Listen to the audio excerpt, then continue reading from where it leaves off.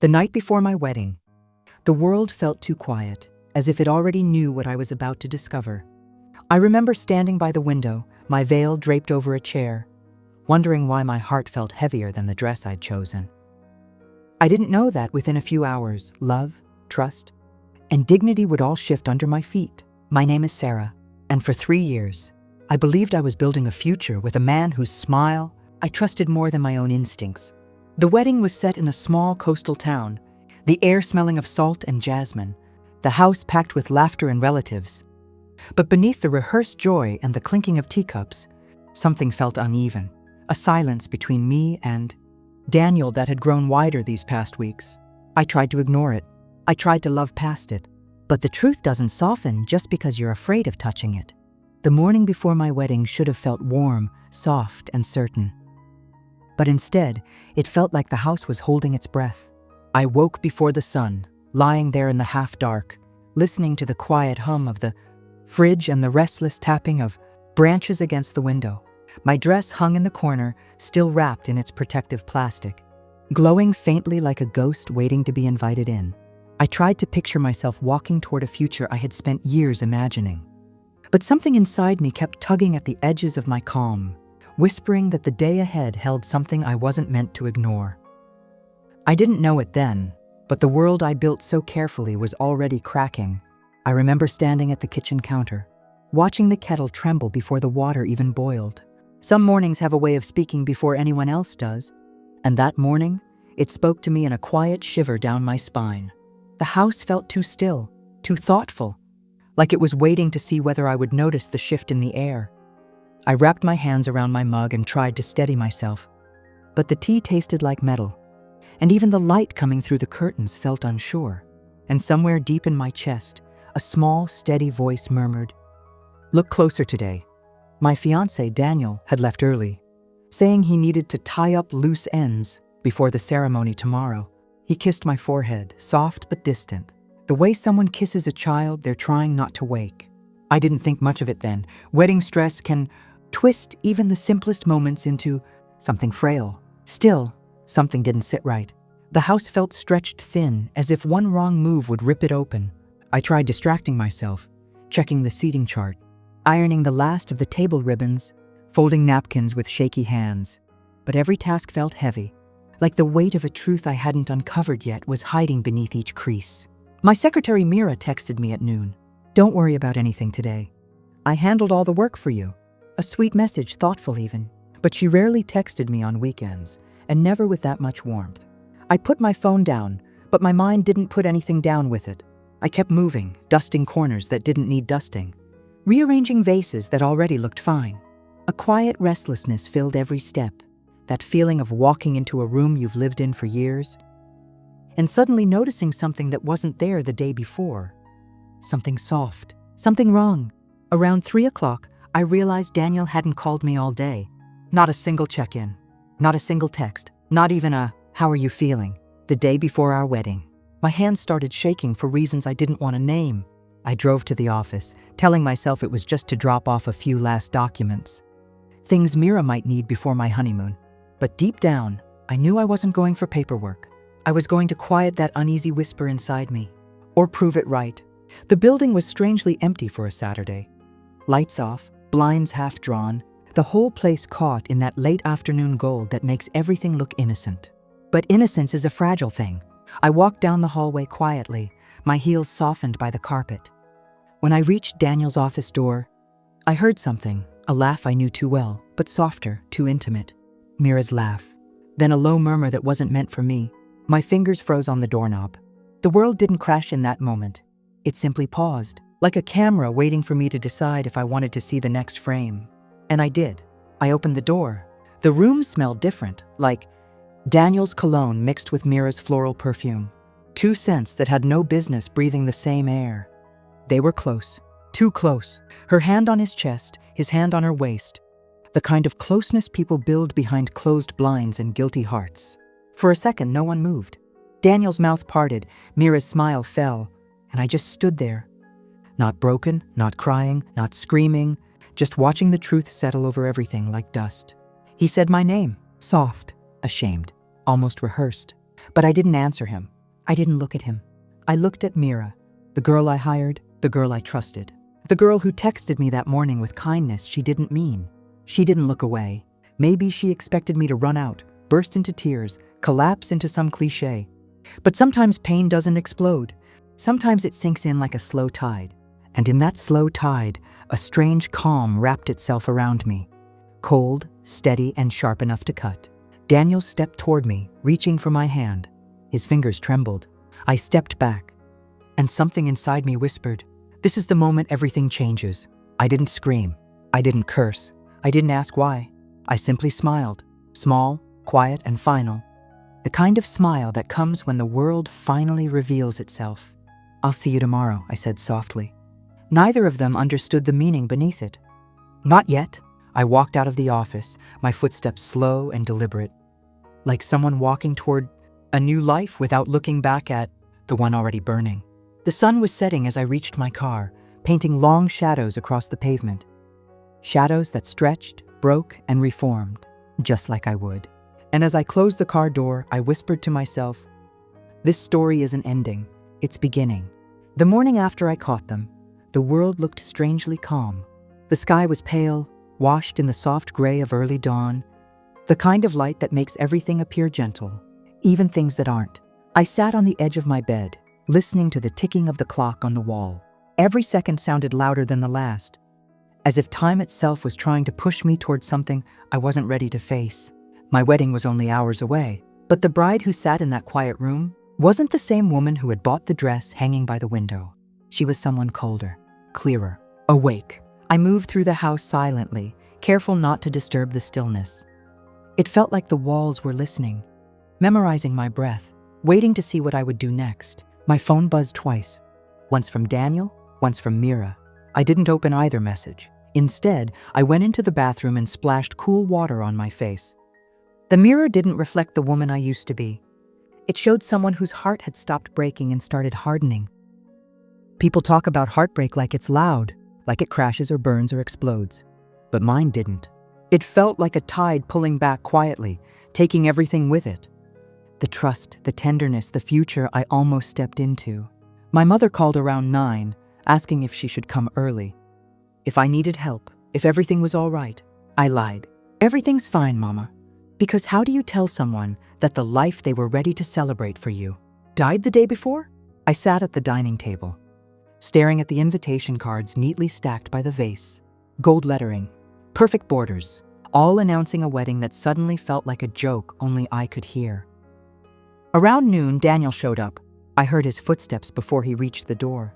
Slow, heavy, filled with the kind of nervousness people carry when they know their world is about to be questioned. He knocked once. I didn't open immediately. I let him stand there, breathing shallowly, imagining whatever excuses he had rehearsed. When I finally opened the door, he looked at me like he expected tears. But there were none. He stepped inside and closed the door gently, like he was afraid it might break. "Listen," he started. I held up my hand. Silence. The kind of silence that weighs more than words. He swallowed hard, looking down at the carpet like it could save him. I made a mistake," he whispered. A mistake. That word floated between us like something slimy no one wanted to touch. I walked past him, into the living room, my steps measured, quiet. He followed. "Please, just let me explain," he said. I didn't sit. I didn't look at him. I just stood near the window, staring at the street outside. The life I could still choose if I was brave enough. His voice trembled as he continued. "I swear it didn't mean anything. It was..." I finally turned my head, and the look I gave him stopped his words mid-breath. "You want to marry me tomorrow?" I said softly. He nodded, almost desperate. Yes, of course. "We can fix..." "And yesterday," I continued, "you were with her." Daniel closed his eyes like the truth physically hurt him. But it didn't hurt him. Not really. He was afraid of losing comfort, not me. I walked closer, slow, deliberate. He reached for my hand again, and again I moved it away. His face fell. "Do you love her?" I asked. His mouth opened, but no sound came out. Because lies require confidence, and he had none left. I took a breath, steady, cold. "You didn't just betray me," I whispered. "You insulted every moment I trusted you." He looked at me as if the floor beneath him had shifted. "Please, don't leave. Don't do this now. Not before the wedding." There it was. Not, "I love you." Not, "I'll fix this." Just fear. Fear of embarrassment. Fear of consequences. Fear of losing everything I gave him. I stared at him for a long moment. Long enough to finally see him clearly. Then I said the first painful truth of the day. "The wedding is off." He staggered back slightly, like the words had weight. And maybe they did. Enough weight to crush everything he built on lies. Daniel sank onto the couch, burying his face in his hands. His breaths were uneven, scared, desperate. But I felt nothing. No pity, no sorrow. Just clarity. I walked to the bedroom, opened the closet, and gently touched the fabric of the wedding dress. The lace felt cold now, lifeless. I zipped it back into its garment bag. A quiet goodbye. As I carried it to the door, Daniel stood up, eyes red. "You're really doing this?" he whispered. I looked at him one last time. The man I almost married. The man I no longer knew. "Yes," I said softly, and I stepped out of the house into a world that suddenly felt wider than the one he tried to give me. A world that belonged to me again. By the time the sun dipped behind the buildings, the house felt too quiet. The kind of quiet that doesn't comfort, only exposes what's been hiding in the walls. I sat alone at the dining table, listening to the faint hum of the refrigerator. Its steady vibration felt like the heartbeat of a home that didn't know it was breaking. The wedding dress lay folded inside its bag by the front door, a silent witness to everything falling apart. I hadn't cried. Not once. Instead, I felt a strange stillness inside me, like my heart had stepped out of its own story and was waiting to see what I would do next. Canceling the wedding should have felt like a relief. But all I felt was a quiet heaviness, settling on my shoulders like dust. I made tea for myself even though I didn't want it. Just for something warm to hold. The steam brushed my face gently, like a reminder that life would still go on, whether I was ready for it or not. My phone vibrated with messages, from friends, from vendors, from people pretending to care more than they actually did. I ignored them all. Something kept tugging at me, an instinctive pull I couldn't name. Because betrayal, like Daniel's, it doesn't happen out of nowhere. It grows quietly, feeding on secrets you never think to look for. And for the first time, I needed to know everything. Every lie, every hidden truth, every ugly corner of the story he tried to bury. I opened his old desk drawer, the one he told me not to bother with because it was just work papers. The moment the wood slid open, the faint smell of cologne, his newer one, rose like a ghost. And sitting inside the drawer was a small leather-bound notebook with a gold clasp, something he never meant for me to see. My fingers trembled slightly as I picked up the notebook. It felt heavier than it looked, like it was holding the weight of everything he'd tried to hide. I sat on the floor, back against the couch, the notebook resting on my knees. For a long moment, I just stared at it. Not because I was scared of what I'd find. I was past fear. But because I knew that opening it would change everything. When I finally unclasped it, the pages loosened with a soft sigh, as if they'd been waiting for me. Inside were handwritten notes. Dates, numbers, scribbles I didn't understand at first. But the more I flipped, the clearer the picture became.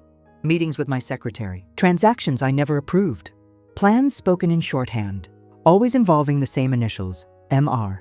Mayra. I felt the room tilt slightly, not from shock, but from realization.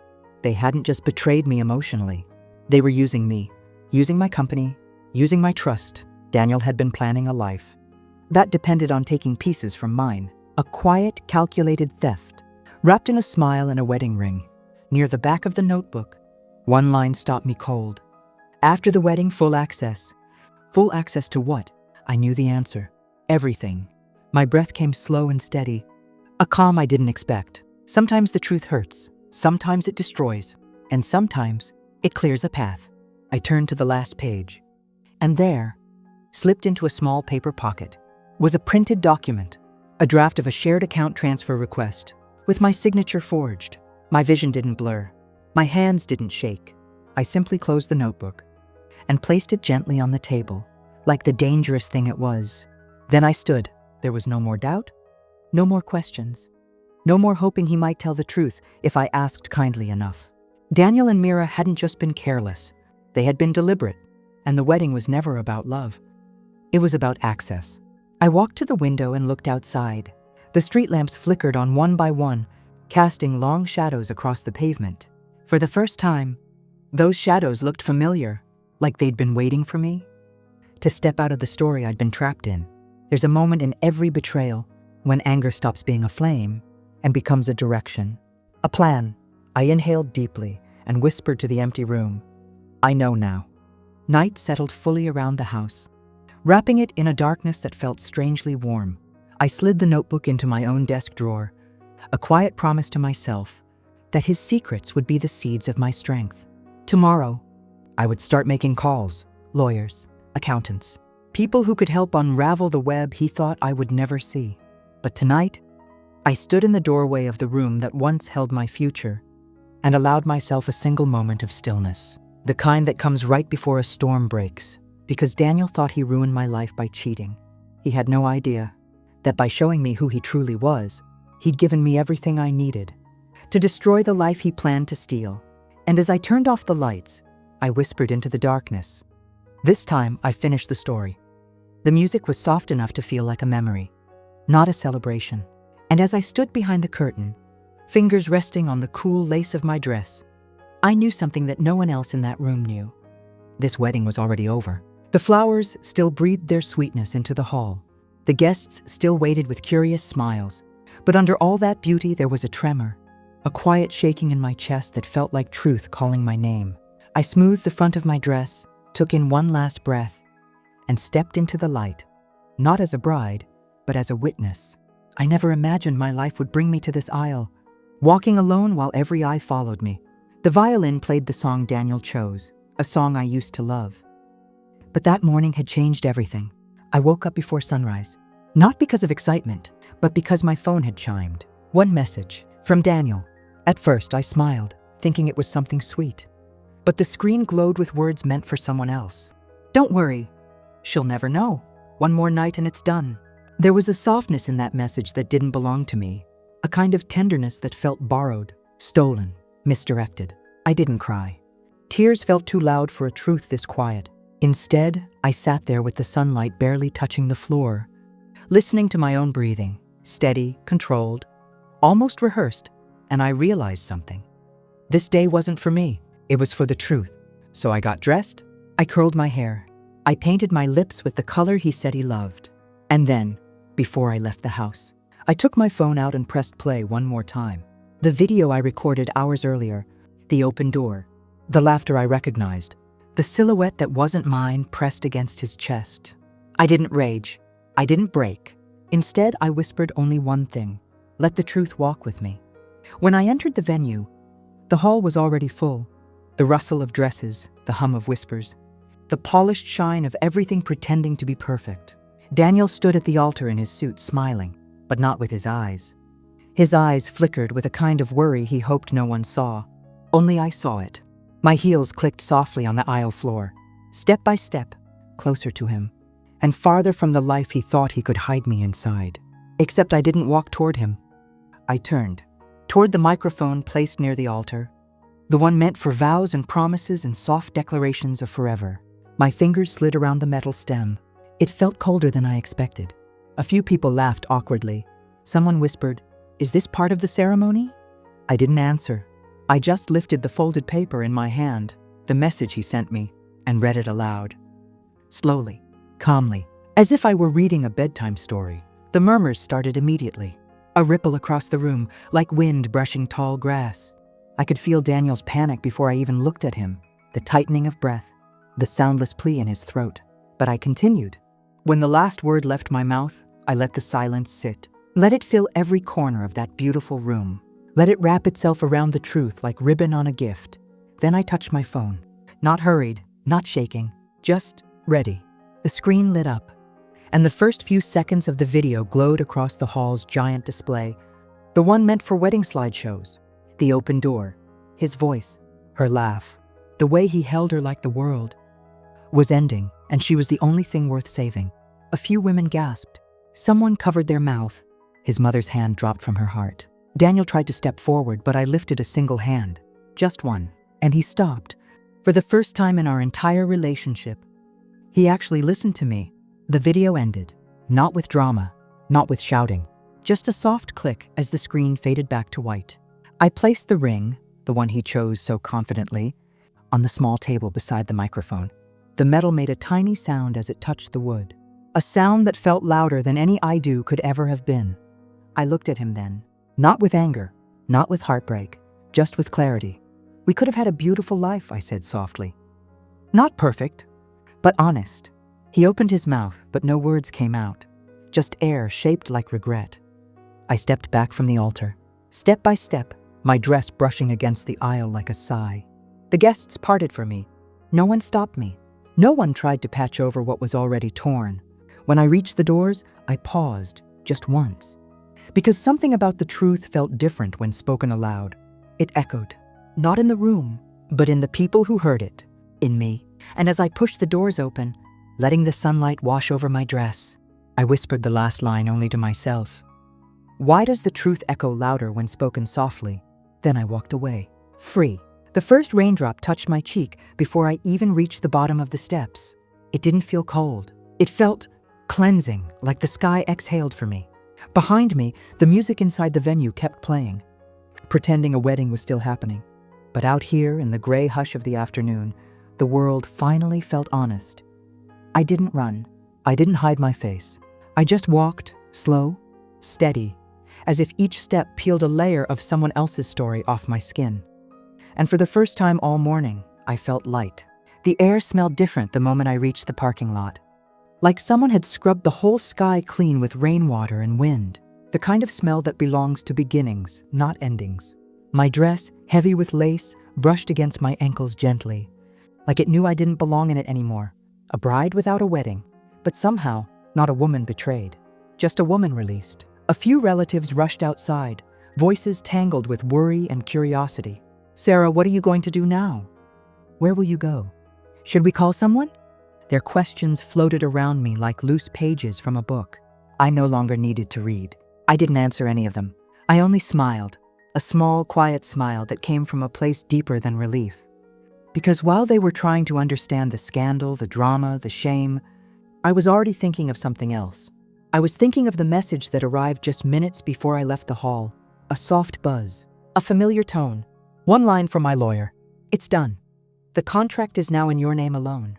That was the moment I knew, truly knew, that while Daniel had been planning a future built on lies, I had been preparing unknowingly for something else.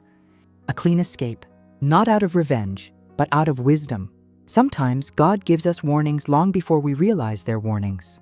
Paperwork that seems annoying, meetings that feel unnecessary, signatures we don't question, and sometimes those little annoyances become the rope we use to climb out of someone else's trap. I reached my car and rested my hand on the door handle. The metal was warm, even in the rain, as if it had been waiting for me. Inside the hall, I could hear voices rising, not in anger, not in sympathy, just confusion. The kind of confusion that comes when the truth you tried to bury grows legs and walks into the room on its own. Someone called my name again. Aunt Selma, breathless, trying to hold her shawl over her hair. Sara, you can still fix this, she said quietly. Men make mistakes. Weddings can start messy and end beautiful. I looked at her, really looked, at the hope in her eyes, at the desperation to keep old traditions alive. I touched her hand gently. Auntie, some things aren't mistakes. They're warnings. She didn't understand, but she didn't argue either. She just stepped aside, letting the rain fall between us like a soft curtain. I opened my car door. The leather seat welcomed me like an old friend. Before starting the engine, I glanced at my phone again. My lawyer had sent one more message. He can't touch anything now. Simple words, powerful in their quietness. I exhaled long and slow. Daniel thought he could have me, and my work, and my trust, and still build a life somewhere else. But the truth has a strange way of rearranging everything. Sometimes it breaks you. Sometimes it crowns you. Today, it freed me. I didn't drive away immediately. I watched the rain gather on the windshield, each drop clinging for a moment before sliding into the next. Funny how water never stays where it doesn't belong. I guess hearts work the same way. My phone buzzed again, his number this time. I let it ring. Once, twice, 3 times. Then I watched it stop. No message, no apology, not even a lie to hold on to. Just silence. A silence that felt like the end of something too fragile to survive daylight. As I finally pulled out of the parking lot, I saw him through the rain-blurred window, Daniel standing just beyond the entrance. His shoulders slumped, his suit damp at the edges. his life unraveling in front of guests holding their breath. He didn't run after me. He didn't shout my name. He just stood there, realizing what he had gambled and lost. I didn't feel triumph. I didn't feel sorrow. I felt distance, like he was already a memory. The kind you don't revisit, the kind you let fade naturally, like ink left too long under sunlight. As the road stretched out in front of me, the wind slipped through the half-open window, catching pieces of my veil and carrying them somewhere I'd never see again. I let it. Let the wind take the last of what connected us. Let the rain wash the rest. The sky darkened, not with storm, but with calm, the kind that follows a truth set free. I whispered to myself, barely louder than the hum of the engine. Some things have to die for a new life to grow. And as the city faded behind me, I wondered softly, what kind of life grows from soil that betrayal tried to poison? Whatever it is, it will be mine, and it will bloom.